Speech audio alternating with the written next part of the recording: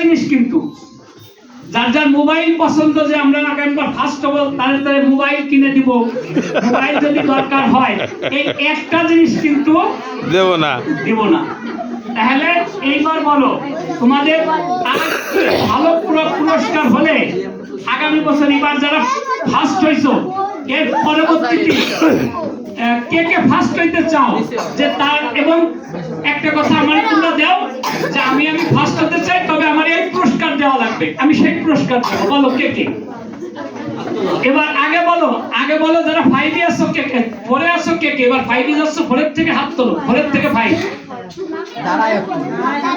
আচ্ছা 4 এর থেকে 5।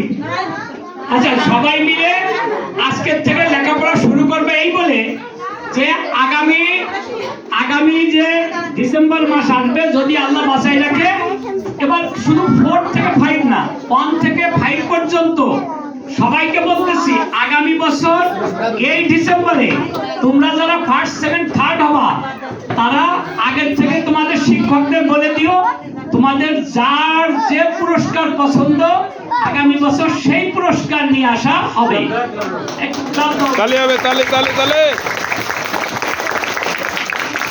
এর পরবর্তীতে আমি একটা ঘোষণা দিচ্ছি, বাড়তি যার যার ছেলে মেয়ে এই পুরস্কার পাবে ফার্স্ট, সেকেন্ড হবে, পিতাকে দিব না। কারণ বিশ্বে একটা বিখ্যাত উক্তি আছে নেপোলিয়নের, আমাকে একটা শিক্ষিত মা দাও, আমি তোমাদের একটা শিক্ষিত জাতি দেব। কিন্তু শিক্ষিত মা শুধু আক্ষরিক জ্ঞানে শিক্ষিত হলে হবে না। এই যে আমাদের নবীজি, উনি কি পাস করেছেন? কোন স্কুলে গেছেন? এই রবীন্দ্রনাথ ঠাকুর কোন স্কুলে গেছেন? স্কুলে যাওয়ার দরকার নাই মাকে, মা শুধু কিছু গুণাবলী থাকতে হয়, সেটা হলো ছেলে মেয়েদেরকে লেখাপড়া শেখানোর গুণাবলী। তাহলে আগামী বছর যে সমস্ত মায়ের সন্তান ফার্স্ট, সেকেন্ড, থার্ড হবে তাদেরকেও পুরস্কৃত করা হবে। আবার এতে করে দেখা যাবে যার ছেলে মেয়ে ফার্স্ট হচ্ছে তারা শুধু আসবেন, সেকেন্ড হবে আসবেন, আর যারা হতে পারতেছেন না তারা আবার মনে করবে যে তাহলে আজকে আর যাবো না। এই অ্যাডভোকেট সাহেব ধরবে কেন হইল না, ওকে সামনে অমুক পুরস্কার নিয়ে যাবে, আমার সমস্যা।